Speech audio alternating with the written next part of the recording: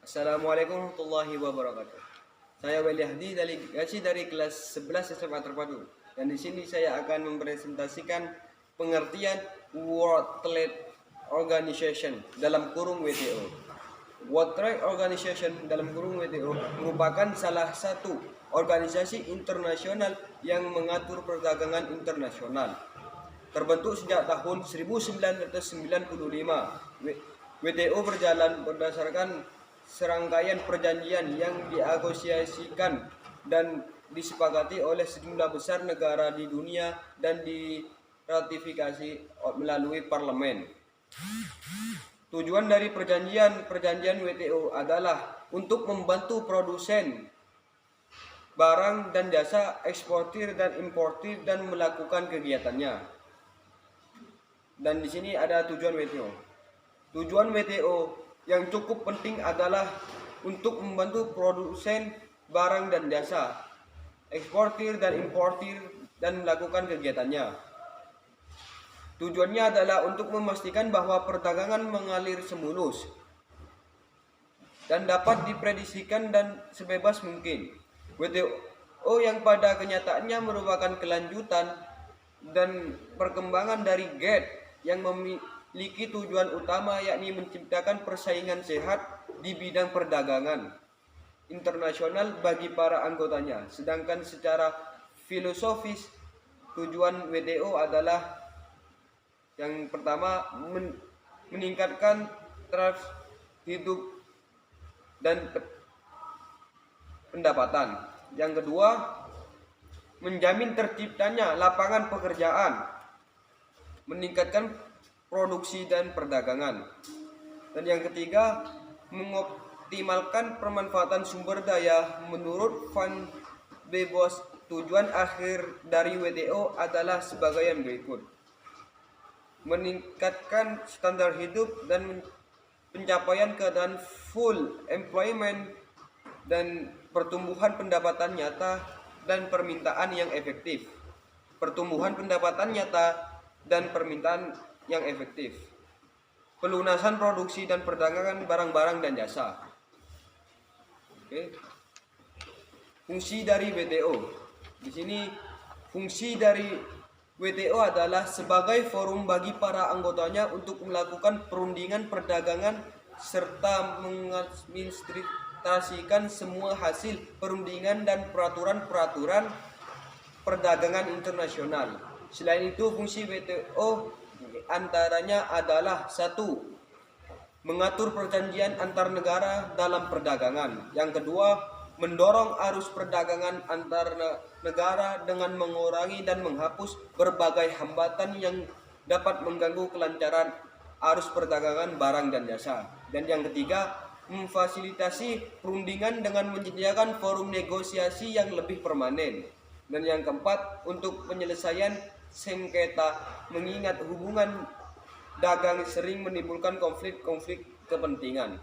Dan yang kelima yaitu menyelesaikan sengketa dagang. Dan yang keenam, sebagai forum negosiasi perdagangan. Dan yang ketujuh, memonitor kebijakan perdagangan satu negara.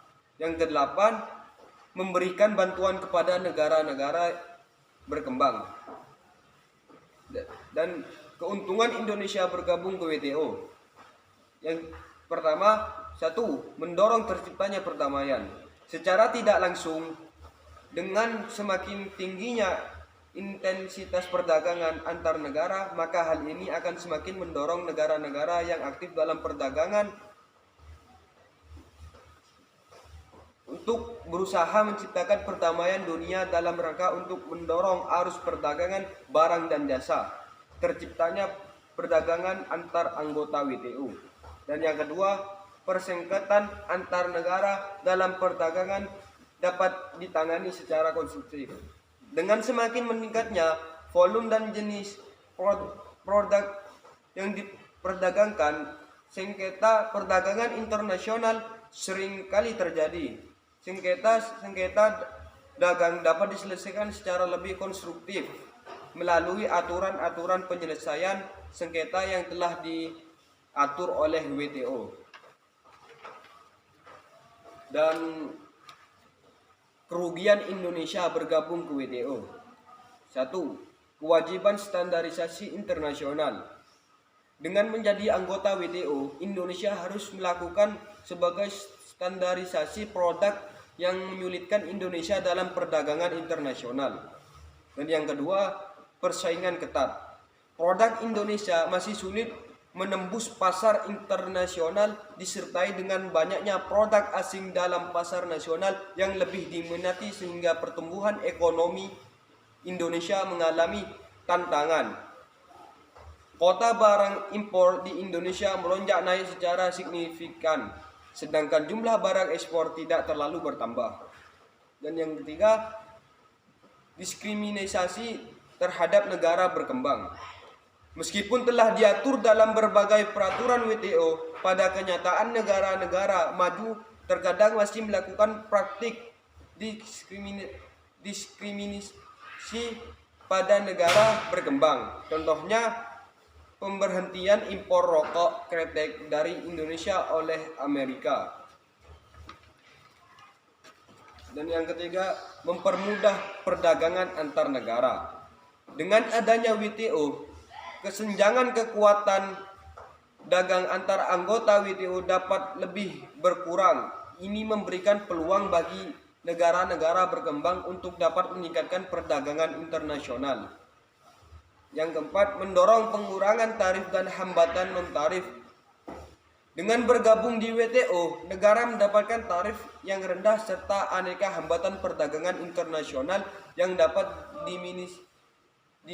diminimalisir, maka diharapkan dapat lebih menguntungkan konsumen dalam negeri. Dan yang kelima, memberikan banyak pilihan produk pada konsumen internasional. Banyaknya produsen dari berbagai negara yang dapat mendistribusikan produknya ke berbagai negara lain membuat konsumen memiliki pilihan produk yang lebih banyak pula.